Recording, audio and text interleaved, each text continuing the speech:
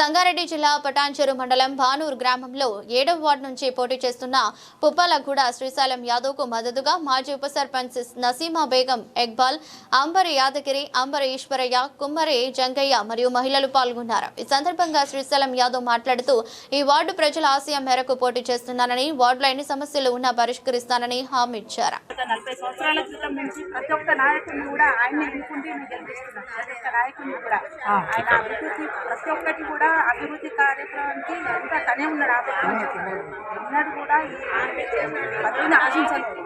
ఇప్పుడు పదవిని ఆశించి వచ్చి ఏదన్నా అభివృద్ధి చేయాలన్నది ఇది చివరి కోరిక అంటుండే ఆయనకు. మళ్ళీ ఇంకా లైఫ్ వయసు లేదు కాబట్టి ఆయన కంపల్సరీ నేను గెలిపించాలి. ఇండియన్ కంపెనీ పడ్డానికి కారణం కూడా ప్రథమ సూత్రధారి తానే వహించింది. అసలు అప్పుడు బాగారెడ్డి, రామచంద్రారెడ్డి వీళ్ళందరూ కూడా ఇలా కంపెనీ మాకు హైదరాబాద్ ఏరియాకి తీసుకుపోతామంటే పెద్ద మనుషులు అందరినీ కూడా కట్టుకుని ఆయన దగ్గర పోయి ఫైట్ చేసింది.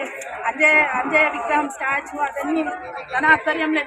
కాకపోతే ఆయన అప్పటి నుంచి కూడా ఇప్పటి వరకు కింగ్ కాలేడు. కింగ్ మేకర్ ఉండి పని చేయించింది. ఇప్పుడు కింగ్ కావాలి, ఆయన కింగ్ చేయాలని కోరుతున్నాను. Thank you.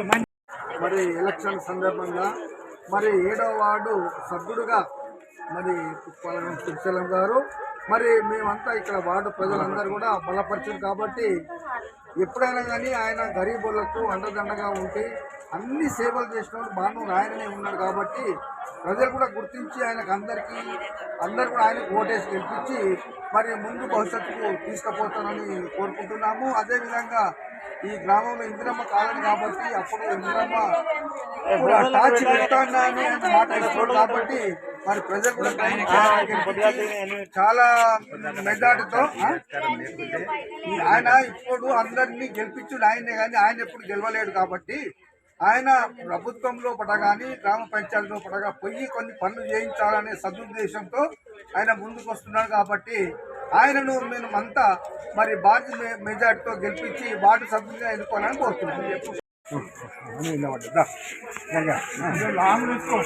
పిల్లలకు పెద్దలకి నమస్కారం.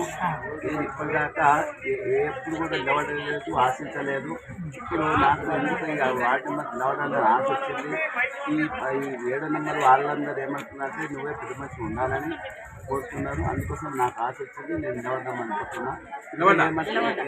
ఏమి ఇబ్బందులైనా నేను చూస్తున్నా, ఇప్పుడు కూడా చూసుకుంటాను. నాకు పదవి లేనప్పుడు కూడా చూసుకున్నాను, ఇప్పుడు కూడా చూసుకుంటాను అని నా కోరిక. బళ్ళు, రోడ్లు ఇవన్నీ మీ ఆయంలో మీ కొడుకు ఆయంలో చేపించాడు. ఇప్పుడు ఏమన్నా పనులు తక్కువ ఉంటే డ్రైనేజ్ వ్యవస్థ కానీ ఏమన్నా మరుగు కాలువలు ఇవన్నీ క్లీన్ చేపిస్తా అని చెప్పి మాట్లాడాను. మా కొడుకు అయ్యంలో కాదు, నా అయ్యంలోనే అందరూ నిన్నటువంటి మల్లన్న గుడి కానీ, కుంటపొడి కానీ, చర్చి కానీ, దర్గా కానీ ఇవన్నీ నేనే చెప్తున్నాను. నా అయ్యంలోనే నేను ఇంతకుండి అన్నట్టు ఉండి మాట్లాడి అన్ని వర్గాల వాళ్ళకు, అన్ని కులాల వాళ్ళకు నేను అన్ని సౌకర్యం చేస్తాను. ఇప్పుడు కూడా ఇంకేదన్నా అయినా కానీ నేను చేపిస్తాను. అంతే. వీళ్ళకి ఏం అభయం ఇస్తున్నావు? రేపు నువ్వు గెలవబోతున్నావు.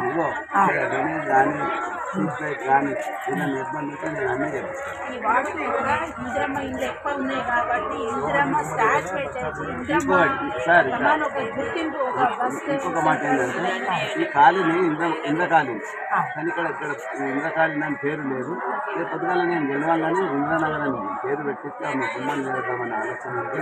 ఇప్పటిదాకా నాకు ఏ అవకాశం లేదు కాబట్టి నాకు రాగలేదు. ఇప్పుడు నేను తప్పకుండా పని చేపిస్తానని కోరుతున్నాను. ఈ వార్డు నెంబర్లకు అందరికీ నేను పనులు చేస్తున్నాను.